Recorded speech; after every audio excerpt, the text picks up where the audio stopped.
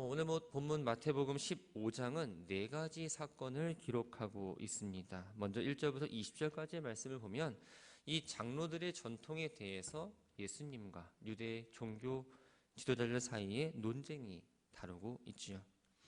갈릴리 게네사렛에서 모든 병자들을 고치고 계셨던 그 예수님 앞에 예루살렘 산헤드린 공회에서 파견된 바리새인과 서기관들이 등장을 합니다.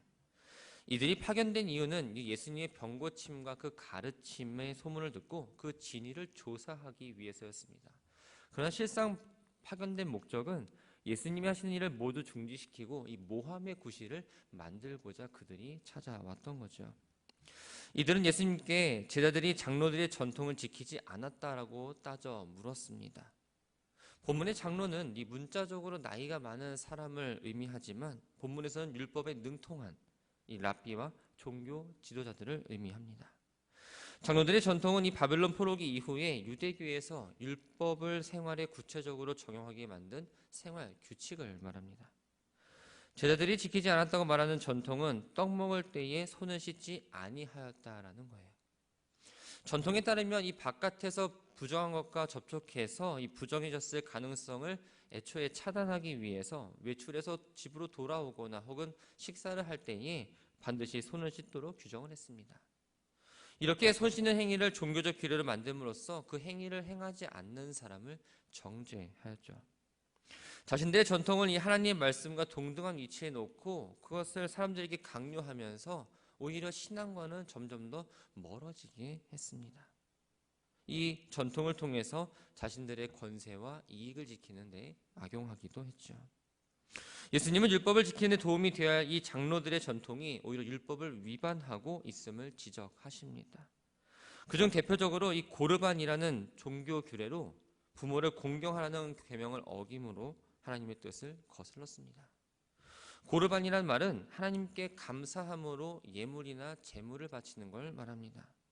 이 유대인들이 하나님께 대한 자신의 신앙을 이 진정성을 표현하기 위해서 여러 사람 앞에서 고르반이라고 맹세하고 예물을 하나님께 드렸던 거죠. 본문을 보면 하나님을 섬기는 것이 부모를 섬기는 것보다 우선하기 때문에 자기 소유를 성전에 바치겠다라고 선언하면 그 재산으로 부모를 부양할 필요가 없다라고 말하고 있습니다. 부모와 사이가 나쁜 이 자식이나 부모의 복양을 꺼려하는 이들에게 이 부모 공경에 회피할 수 있는 공적인 변명거리를 만들어 준 겁니다. 하나님의 계명은 최고의 명령입니다. 사람이 만든 전통보다는 당연히 위에 있는 거죠. 왜냐하면 하나님의 계명은 하나님께 직접 우리에게 행동하는 규범으로 주신 것이고 전통은 이를 잘 지키기 위해서 보조 역할을 하는데 사람이 만들었기 때문입니다. 전통은 계명을 이해하는 데에 도움을 준 역할을 하는 것이지 그것이 계명을 대체할 수는 없는 거였습니다. 그러나 이런 율법주의자들은 전통과 계명을 동등하게 또는 그 계명보다 더 위에 놓고 전통을 율법을 대체시키기도 합니다. 계명의 근본 정신을 무시한 채 이 전통의 형식에만 치우치면서 하나님의 계명의 근본 정신을 훼손시켰던 거죠. 예수님은 이사야서의 말씀을 인용하시면서 이 바리새인과 서기관들이 말씀의 본질에는 관심이 없고 오직 껍데기에만 치중하는 외식하는 자라고 그들을 지적하십니다. 하나님을 외적으로는 찬양해 보입니다. 그러나 내적으로 너무나 부패해 있었고 그들의 입으로 찬양은 하지만 그 하나님과는 멀리 떨어져 있었기 때문입니다. 9절을 보면 사람의 계명으로 교훈을 삼아 가르치니 나를 헛되이 경배하는도다 라고 말씀합니다. 사람의 계명은 바로 3절에 나와 있는 하나님의 계명과는 완전히 반대되는 개념입니다. 사람의 계명으로 교훈을 삼았다는 이 말은 인간적인 방법으로 하나님을 섬겼다는 걸 말하고 있습니다. 하나님의 말씀을 근거로 하지 않고 하는 그런 종교적인 행위는 하나님과는 전혀 상관이 없고 무의미하며 결국 허무한 결과를 가져다 준다고 본문에서 이야기하고 있는 거죠. 산헤드린 공회에서 조사관으로 파견된 이 바리새인들과 서기관과의 논쟁이 끝난 예수님께서는 이제 다시 무리들을 이끌고 오셔서 그들을 향해 듣고 깨달으라라고 말씀을 하십니다.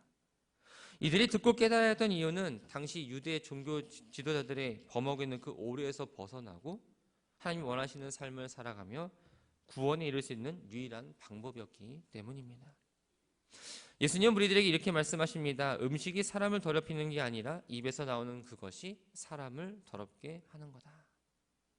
예수님의 이 말씀은 레위기 11장에 기록된 이 부정한 음식들에 대해서 규정했던 것들을 부인한 것처럼 보입니다. 그러나 예수님은 율법을 무시하는 것이 아니라 이 바리새인들의 내면에 감추있던 그 죄악의 문제를 지적하시고자 손을 씻지 않고 음식을 먹는 것보다 입으로 나오는 그 내면의 죄악이 더 크다라는 사실을 지적하셨던 거죠. 제자들은 당시 율법에 대해서 최고 권위자였던 이 바리새인들을 거스르면 큰 문제가 일어날 거라는 불안감이 있었습니다. 그래서 예수님께 바리새인들이 지금까지 하신 말씀을 듣고 분노한 걸 아시냐라고 묻습니다. 바리새인과 서기관들은 많은 사람들 앞에서 예수님으로부터 비난을 받았습니다. 또 자신들이 열심히 지키고 자신들의 존재 기반이 되는 그 전통을 사람의 교훈이라고 취급하는 것에 들었기 때문에 이들은 예수님에 대해서 좋은 감정이 아니라 악한 감정을 가질 수밖에 없었고 직접적으로 그 마음을 노골적으로 드러내었던 겁니다. 그러나 예수님은 이 바리새인들에 대해서 단호하게 거부하셨고 심판의 선언으로 반응을 하십니다. 심은 것마다 내 하늘 아버지께서 심으시지 않은 것은 뽑힐 것이라. 여기서의 심은 것은 바로 사람의 전통 혹은 교리를 의미합니다. 당시 유대인의 교리 가운데 보면 성경을 기반으로 한 내용도 있었지만 사람들의 생각에 비롯된 인위적인 것들도 많았습니다. 예수님은 사람이 만든 인위적인 전통을 따르는 게 아니라 하나님의 뜻을 깨달아서 그것을 행해야 한다라고 말씀을 하셨던 거죠. 예수님의 책망을 듣고도 자신들의 잘못을 뉘우치지 않고 오히려 화를 내며 돌아가는 이 바리새인들과 서기관을 향해서 이렇게 말씀하십니다. 맹인이 되어 맹인을 인도하는 자로다. 만일 맹인이 맹인을 인도하면 둘이 다 구덩이에 빠지니라. 이 말은 당시 사회에서 널리 쓰였던 격언이었습니다. 어리석은 사람과 또 그 어리석은 사람의 지도나 가르침을 받는 사람 역시 모두 멸망하게 된다고 이야기합니다. 앞에서 나온 맹인은 이 진리를 분간하지 못하는 서기관과 바리새인들을 의미하고 뒤에 나오는 맹인은 이 영적 진리를 무지한 이 바리새인과 서기관의 가르침을 받는 일반적인 어리석은 백성들을 의미합니다.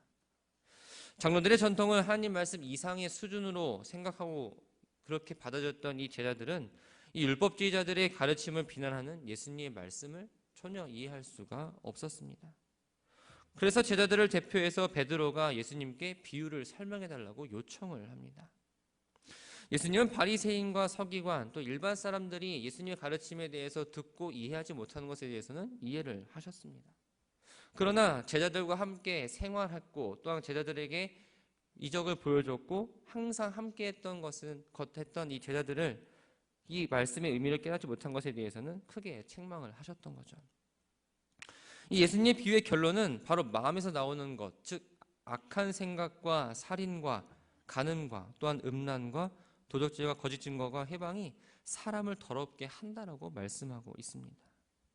즉 외면보다는 내면, 형식적인 것보다는 본질적인 것을 더 중요하다는 걸 가르치시면서 인간 중심의 신앙이 아니라 바로 하나님 중심의 신앙을 가져야 한다는 사실을 말씀을 하고 있었던 거죠. 21절부터 28절까지의 말씀은 이제 이 전통에 대한 논쟁을 벌였던 가버나움을 떠나서 이 두로와 시돈 지방으로 들어가시고 이 가나안 여인의 딸을 고치는 내용을 기록하고 있습니다. 본문에 나오는 이 두로와 시돈은 당시 유대인들이 이방 나라 중에서도 가장 더럽게 여기며 배척하던 곳입니다. 여기에 한 가나안 여인이 등장을 합니다. 같은 내용을 담고 있는 이 마가복음 7장 26절에서는 이 여인을 헬라인이요 수로보닉의 족속이라고 구체적으로 이야기하고 있습니다. 마태는 가나안 여인이라고 기록함으로써 이 하나님의 은총으로부터 멀리 떨어진 민족 출신이라는 사실을 밝히고 있죠. 가나안 여인이 예수님께 찾아와서 울부짖으며 이렇게 이야기합니다. 주 다윗의 자손이여 나를 불쌍히 여기소서. 내 딸이 흉악하게 귀신 들렸나이다. 이방인이 유대인이신 그 예수님 앞에서 무언가를 요청한다는 것 사실 상상하기 힘든 일입니다. 바리새인과 서기관들은 예수님에 대해서 이야기할 때 어떤 호칭을 붙이지 않았습니다. 그러니 여인은 예수님을 주라고 다윗의 자손이라고 부릅니다. 예수님을 생사 여타권을 가진 이 인생의 주인이시며 구약에서 예언했던 그 메시아가 바로 예수님의 사실을 고백하며 나아갔던 거죠. 이방인이었지만 유대 종교 지도자들도 생각하지 못했던 예수님에 대한 바른 신앙을 이 여인은 갖고 있었던 겁니다. 이 여인은 간절하게 주님을 계속 부릅니다. 그러나 주님은 아무런 답도 하지 않으셨습니다. 가난안 여인이 계속 소리 좀 따라오니까 제자들이 너무 귀찮았습니다. 그래서 예수님께 그녀를 좀 물려달라고 이야기하죠. 그러나 가난안 여인은 아픈 딸을 가진 엄마였습니다. 다른 사람 눈치를 보면서 피해 있을 수 있는 상황도 아니었고 부정적인 반응에 대해서도 마음을 상할 여유도 없었습니다. 오직 예수님께서 자신의 딸을 고쳐주시기만을 간절하게 바랬던 거죠. 여자가 간절히 예수님께 청하자 예수님이 그녀 향해서 이렇게 말씀하십니다. 나는 이스라엘 집에 잃어버린 양 외에는 다른 데로 보내심을 받지 아니하였다. 예수님께서 제자들을 파송하실 때에 이방인의 길로도 가지 말고 이스라엘 집에 잃어버린 양에게로 가라 말씀하신 것과 동일한 내용이었습니다. 예수님께서 이 땅에 오신 건 과거부터 지금까지 영적으로 죽어있는 이 유대인들을 우선적으로 구원하시기 위해 오셨다라는 거죠. 가나안 여인은 자기 호소가 예수님으로부터 무시를 당했다는 사실을 알았습니다. 그러나 조금도 위축되지 않고 계속적으로 주님을 부르며 뒤돌아옵니다. 예수님은 이렇게 또 말씀하십니다. 자녀의 떡을 취하여 개들에게 던짐이 마땅하지 아니하니라. 이 말씀 역시 가나안 여인을 이제 거절하는 내용입니다. 자녀는 선택된 이스라엘 백성을 의미하고 떡은 그리스도 안에서 하나님 주시는 그 축복을 의미합니다. 복음을 받아들이는 데 있어서도 그 우선순위가 바로 유대인들에게 먼저 있다라는 사실이죠. 예수님은 자녀들에게 줄 떡을 개들에게 주는 부모는 없다라는 일반적인 이 판단 기준을 가지고 가나안 여인의 믿음의 정도를 시험하셨던 겁니다. 가나안 여인은 이방인을 유대인과 구별해서 자신의 요청을 거절하는 예수님 말씀에 전적으로 동의했습니다. 그러나 이 여인은 또 다른 새로운 논리를 펼치기 시작합니다. 개들도 제 주인의 상에서 떨어지는 부스러기를 먹습니다. 성경에서 자기를 개와 같은 존재로 인정한다는 건 바로 겸손함을 의미합니다. 가나안 여인은 자신이 유대인으로부터 개로 취급받는 이방인이지만 유대인이 왕으로 오신 그 그리스도께서 베푸시는 그 구원의 은혜와 또 사랑과 그 식탁에 참여하는 것은 허락할 수 없다는 걸 나도 알고 있지만 개가 그 주인의 상에 떨어지는 부스러기를 먹는 것처럼 만유해 주신 그 그리스도께서 주시는 그 은혜의 일부분을 나도 누릴 수 있다라고 지금 이야기하고 있는 거죠. 예수님 말씀하십니다. 여자여 내 믿음이 크도다. 내 소원대로 되리라. 제자들은 믿음이 적다라는 것으로 책망을 받았지만 또 유대인들은 불신 때문에 예수 그리스도의 심판 경고를 받았지만 가나안 여인은 그 마음의 감동으로 예수님의 큰 은혜를 받게 되었습니다. 소원대로라는 말은 원하는 만큼이라는 의미입니다. 이 여인은 얻고자 하는 걸 얻었습니다. 예수님이 그 여인에게 그것을 준 것은 간청에 못 이겨서 준 것이 아니라는 거죠. 예수님은 그녀가 할 일을 뭔지 아셨고 그 믿음의 절정까지 이르게 하셨던 겁니다. 29절 31절까지의 말씀을 보면 이 시돈과 두로를 떠나서 갈릴리 호수에 이르러 올라가 치유사역하셨던 내용이 기록하고 있습니다. 예수님이 모든 걸 능히 치료하시는 분이라는 명성을 익히 들은 사람들이 예수님이 오셨다는 소리를 듣고 다 찾아옵니다. 장애인과 병자들이 그녀를 찾아갔죠.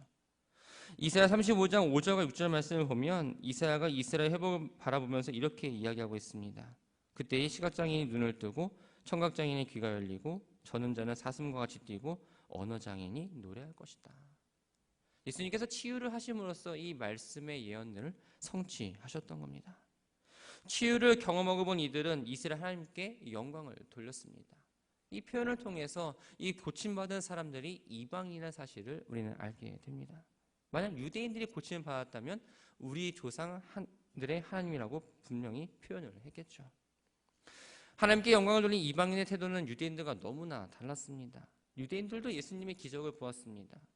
그러나 그들은 이 예수님의 이적을 바알세불의 힘을 빌린 결과로 여겼습니다. 그러나 고침받은 이들은 온전히 하나님께 영광을 돌렸던 거죠. 예수님은 사흘 동안 자신을 따라다닌 무리를 바라보면서 불쌍히 여기십니다. 그 제자들에게 그들이 길에서 기진할까 하여 굶겨 보내지 못하겠다라고 말씀을 하십니다. 예수님의 이 말씀에 제자들은 오병이어의 기적을 봤음에도 불구하고 이들이 지금 광야라서 먹을 떡을 구할 수 없다라는 이유를 댑니다. 예수님은 이러한 제자들의 불신앙에도 불구하고 너에게 떡이 몇 개 있느냐라고 지금 물어보십니다. 떡 7개와 작은 생선 2마리가 있는 것을 확인하시고 축사하셔서 제자들을 통해 무리에게 나누어 먹이셨습니다. 오병이어 때와 마찬가지로 비슷하게 7광주리에 남은 것들이 차게 거두었고 여자와 어린아이를 빼고도 4,000명을 배불리 먹이셨죠. 그리고 나서 열광하는 무리들을 모두 흩어보내시고 그 지역을 떠나서 마가단이라는 장소로 옮기십니다. 같은 내용을 담고 있는 이 마가복음 8장 10절에서는 이곳을 달마누다 지방이라고 나옵니다. 예수님은 이방인을 땅에 떠나서 이 헤롯 안디바가 다스리는 갈릴리 지방으로 다시 돌아오게 되셨고 바리새인과 사두개인의 공격을 직면하게 되는 결과를 맞이합니다. 말씀을 정리합니다. 우리가 신앙생활을 하다 보면 이 말씀의 진리나 경건 생활에 관심을 갖기보다는 교회 행사나 조직, 신분, 또 직분 선출에 대한 이 비본질적인 문제에 대해서 더 많은 관심을 가질 경우가 많습니다. 예수님 시대 유대인들은 입으로는 자기들이 율법을 지키는 하나님의 백성이라고 분명하게 주장했지만 실제로는 말씀과 본질과 완전 떨어진 화석과 같은 삶을 살았던 인물들입니다. 우리가 형식 이전에 우리의 본질이 먼저 무엇인지를 기억해야 합니다. 믿음 생활을 왜 하는지, 우리가 말씀을 왜 읽는지, 기도를 왜 해야 되는지, 또 그것이 신앙생활의 어떤 본질인지를 먼저 알고 행해야 한다는 겁니다. 내가 교회에서 어떤 직분을 받고 있고 내가 무엇을 봉사하고 있고 나의 경건 생활은 어느 정도인가, 나의 믿음은 어느 정도인가, 어떤 형식 이전에 하나님 말씀을 먼저 붙잡고 신앙생활하는 우리 모두가 되기를 바랍니다. 말씀이 우리의 거울이 되어야 합니다. 거울을 보면 내가 뭐가 묻었는지 알고 또 그것에 조치를 취하는 것처럼 말씀을 통해서 내가 신앙적으로 지금 어떠한 결핍이 있는가, 내가 신앙적으로 살아가고 있는가를 늘 점검해야 한다는 거죠. 하나님은 겉모습이 아니라 중심을 바라보시는 분입니다. 가나안인은 예수님을 주님이라 분명하게 고백했습니다. 그 본질을 잃어버리지 않았습니다. 수모를 당하는 어려움이 있었지만 예수님으로부터 믿음을 인정받고 큰 은혜를 받았습니다. 주님 앞에 나오는 우리들의 모습이 바로 이래야 합니다. 말씀에 비춰보았을 때 나는 주님 앞에 당당히 설 수 없는 사람이라는 것을, 의롭다 함을 받았지만 내가 의로운 사람은 아니라는 것을 우리가 먼저 기억하며 이 자리에 나와서 기도할 때에 하나님의 은혜를 간절히 구하며 나아가는 우리 모두가 되기를 주님의 이름으로 축원합니다.